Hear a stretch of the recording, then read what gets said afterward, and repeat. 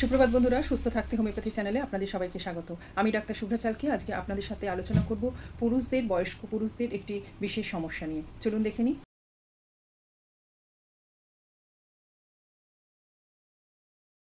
50 পুরুষদের ক্ষেত্রে প্রস্টেট গ্ল্যান্ডের সমস্যা একটা বিশেষ সমস্যা। গড় বয়স 66 ইয়ার্সে দেখা যায় এই সমস্যা সব থেকে বেশি। প্রস্টেট গ্ল্যান্ডটা কি? প্রস্টেট গ্ল্যান্ডটার সম্বন্ধে প্রথমে জেনে নিই। এটা একটি ছোট আখরোটের মতো গ্ল্যান্ড। এটা পুরুষদের প্রজননের ক্ষেত্রে একটা বিশেষ ভূমিকা পালন করে। এর অবস্থান হচ্ছে মূত্রাশয়ের ঠিক নিচে, মলদ্বারের সামনে, মূত্রনালীকে ঘিরে এটি থাকে। এটা একটা তরল উৎপাদন করে যেটা শুক্রাণুগুলোকে পুষ্ট করে এবং তাকে পরিবহন করতে সাহায্য করে।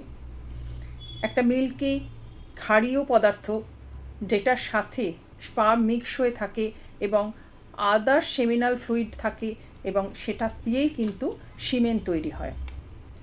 মূত্রাশয়ের নিচে, মলদ্বারের সামনে ছোট আখরোট বাদামের মতো সাইজের এই গ্ল্যান্ডটা দেখা যায়। এর ওজন মোটামুটি 30 গ্রামের মতো হয়। প্রস্টেট গ্ল্যান্ডের অসুস্থতা কি হয়?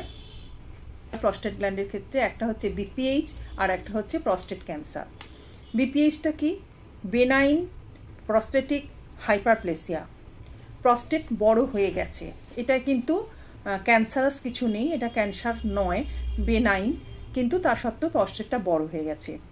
কিছু কিছু ক্ষেত্রে তো ক্যান্সার দেখা যায়। এটা পুরুষদের ক্ষেত্রে ডিটেক্টেড ক্যান্সারের মধ্যে এটা পুরুষদের ক্ষেত্রে দ্বিতীয় সর্বাধিক ক্যান্সার যেটা পুরুষদের ক্ষেত্রে পাওয়া যায়।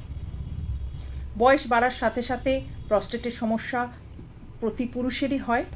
সমস্যা হয় ঘন ঘন প্রস্রাব পায়, বিশেষত রাত্রে। নকটার্নাল ইউরিনেশন হয়। ফ্লোটা হয় ভীষণ ধীরে ধীরে, পুরোটা হলো না, এমটি হলো না মূত্রাশয়টা, এরকম একটা ভাব, এরকম একটা অনুভূতি থেকে যায়। শেষকালে যে ফোঁটা ফোঁটা ইউরিন পড়ছে সেটাতেও অসুবিধা হচ্ছে। কখনো কখনো ব্লাড আসে, বার্নিং পেন থাকে একটা, যখন ইউরিনেশনটা হচ্ছে ডিউরিং ইউরিনেশন একটা বার্নিং পেন থাকে। বারবার ইউটিআই হতে পারে। এর জন্য কি ওষুধ? চলুন দেখে নিই।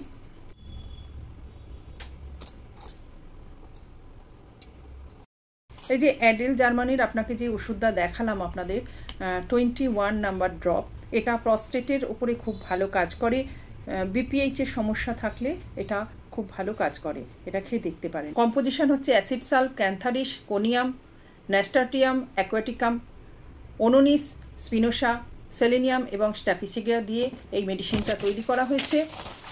এটা খেলে প্রস্টেটের ক্ষেত্রে বেনাইন যে প্রস্টেটগুলো হচ্ছে, বেনাইন প্রস্টেটিক হাইপারপ্লেসিয়া যেটা হচ্ছে সেটার উপরে ভালো কাজ করে। এছাড়া যেটা করতে হবে, কিছু ব্যায়াম। আজকাল আমরা সবাই জানি যে শুধু ওষুধ খেলে হয় না, তার সাথে এক্সারসাইজ করা জরুরি। সেই এক্সারসাইজগুলো করতে হবে। তার মধ্যে কি কি আছে?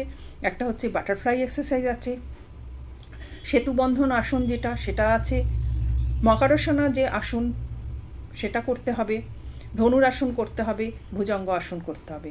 এগুলো করতে পারলে ওষুধ খেলে ভালো থাকবেন। তাহলে আজ এই পর্যন্তই। ভালো থাকুন, সুস্থ থাকুন, হোমিওপ্যাথির সাথে থাকুন। নমস্কার, ধন্যবাদ। আমার চ্যানেলটা যদি আপনাদের ভালো লেগে থাকে তাহলে অবশ্যই লাইক, শেয়ার এবং সাবস্ক্রাইব করবেন। আজ এই পর্যন্ত।